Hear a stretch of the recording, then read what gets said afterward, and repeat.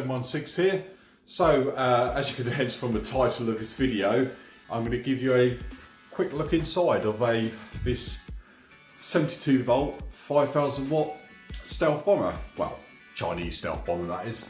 So without further ado, I'll flip the camera around and we can have a good look inside of this 5000 watt one, and I'll show you what exactly is going on here.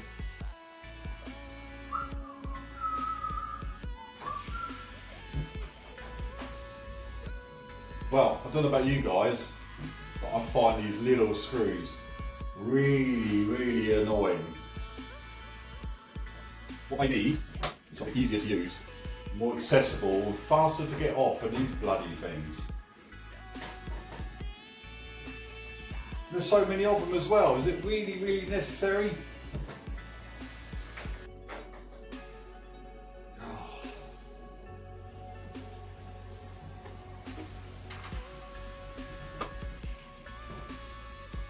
I've got two here, which are quick release, so no Allen key needed.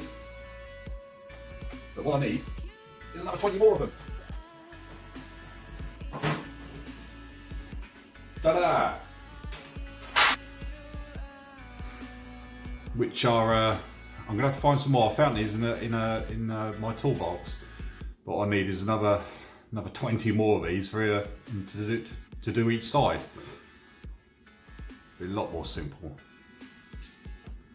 This guys, now our wretched covers off. We've always thousands of screws.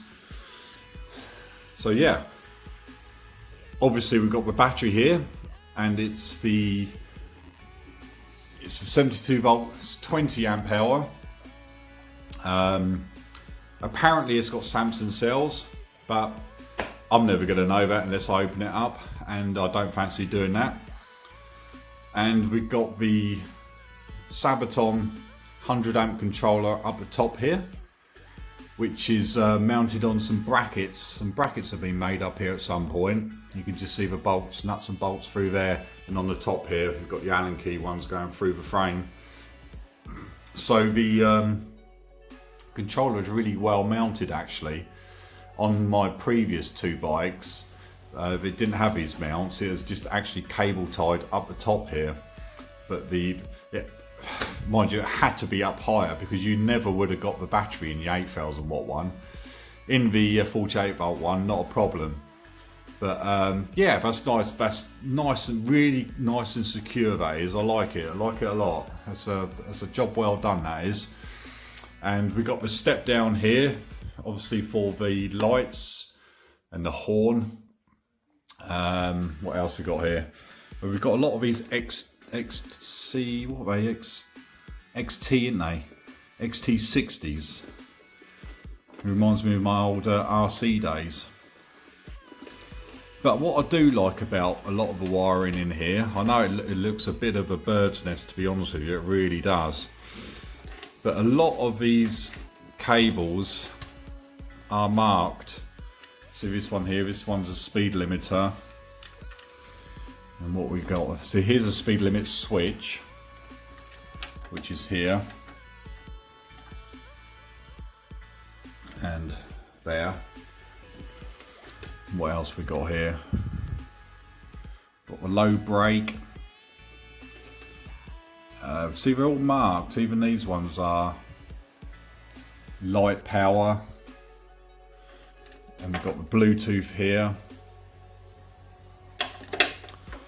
So if you ever get one of these bikes, guys, and if you download the manual offline, I would suggest you take the opportunity to mark all these cables up. See, there's a display. So they've all got them on there, which is ideal. See, that way, if you do fancy taking your bits out of your bike and building another one, at least you know where they go. So I highly recommend you put these little tabs on there. I haven't done this, the previous owner has done all this. So it's certainly helped me out at no end. But these are all the main cables coming in. Obviously for the display, the brakes and all that, and the display lights, and all of these smaller ones are straight off the controller here, and they're all been split to go to various places, like this one here.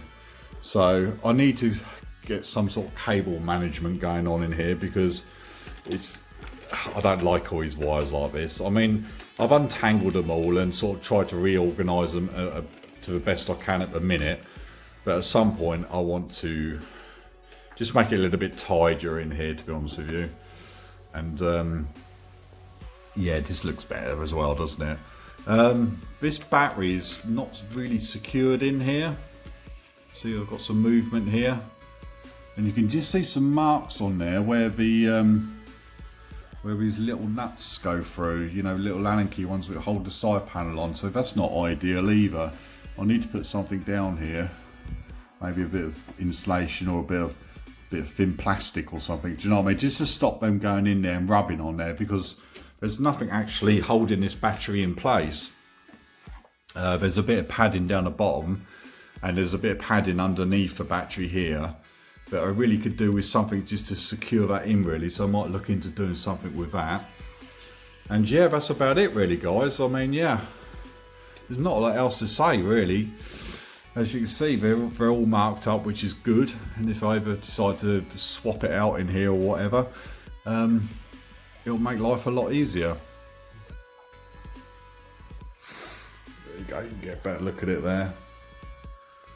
That sabvoton 100 amp is quite a size they are. Bit of a lump, but the battery is quite slim really. I mean, if you go to the 40.6 amp hours, they're absolutely huge. You know, it'll actually fill up all this space. The 40.6 amp hours do, and you struggle to get it in. You really do. I remember on the 8000 watt, I really struggled to get it in. But there you go, guys. That's just a brief look inside my 5000 watt 72 volt bike. So there you go, guys. I hope that helps someone out there, and that gives you a little bit of insight of what you can expect from one of these 5000 watt 72 volt stealth clone bomber bikes. So if you'd like to see what an 8000 watt looks like, or the 3000 watt, which pretty much, well, exactly the same frame, if you go into my videos and have a look back, you will find them in there, and have a look, and you can compare the three of exactly what they do look like. So that's about it. So yeah, until next time, guys, and I'll catch up with you next time, and thanks for watching. See you later, and keep safe.